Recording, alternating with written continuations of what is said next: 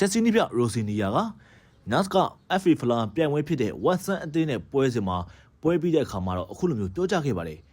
ဒီနေ့ပွဲက FA ဖလာပြိုင်ပွဲရဲ့အစင်လာတိုင်းခက်ခက်ခဲကိုကျွန်တော်ရေးဆိုင်ခဲ့ရပါတယ်ဝက်ဆန်အသင်းဟာတကယ်ကိုပြောင်ပြောင်မြော့မြော့ကစားနိုင်ခဲ့တယ်လို့ကျွန်တော်ထင်ပါတယ်ဗျသူတို့ရဲ့စွမ်းအားတွေဖိအားပေးကစားပုံတွေနဲ့ခွန်အားစိုက်ထုတ်ကစားပုံတွေအပြင်ရေးကစားခဲပုံတွေကတကယ်ကိုခမ်းနားခဲ့ပါတယ်ဒါကြောင့်ကျွန်တော်တို့ဘက်ကလည်းတိတ်ကိုမြင်မာတဲ့အစင်တန်းတစ်ခုမှရှိနေဖို့တကယ်ကိုလိုအပ်ခဲ့တာပါအသင်းကောင်းတဲ့ရဲ့အစွမ်းကိုဖိအားပေးမှုကိုကျွန်တော်ခံခဲ့ရတယ်ဒီလိုအနေအထားမှာကစားမရဲ့စိတ်သက်ခိုင်မာမှုကိုပြသနိုင်ဖို့တကယ်ကိုလိုအပ်ပါတယ် BAR လွှမ်းမိုးခံရတဲ့သုံးမဲ့ချက်နှစ်ခုလုံးဟာကျွန်တော်အတွက်တော့မှန်ကန်တဲ့သုံးမဲ့ချက်တွေလို့ကျွန်တော်ထင်တယ်စိတ်ပြက်စရာကောင်းတယ်ဆိုတာကိုတော့ကျွန်တော်သိပါတယ်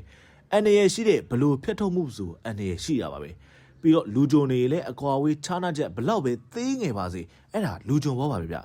ဝက်ဆန်ရဲ့စွမ်းတော်ကြီးကတကယ်ကိုကောင်းမွန်ခဲ့တာကြောင့်ဒီနေ့မှာကျွန်တော်တို့အတွက်ကံကောင်းမှုဆိုတဲ့ဖေးဖောင်းမှုတချို့ကိုတကယ်ပဲလိုအပ်ခဲ့ပါတယ်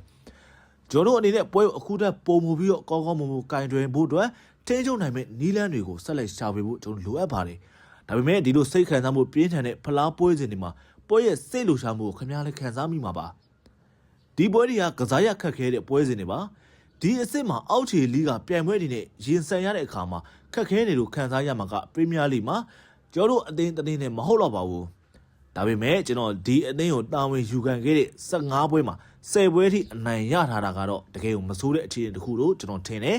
ဒါကြောင့်ကျွန်တော်တို့ဆက်လက်ကြိုးစားသွားဖို့လိုတယ်ကစားသမားတွေပြန်လဲအနားယူဖို့လည်းလိုအပ်ပါတယ်ကျွန်တော်တို့ကဗော်ဒဘူးနေ့မှာပွဲကြီးပွဲကောင်းတပွဲရှေ့ပြန်ရဖို့ရှိနေတာကြောင့်အဲ့ဒီအတွက်ပြင်ဆင်ဖို့လိုအပ်နေပါပြီလို့နီးပြရိုစီနီယာက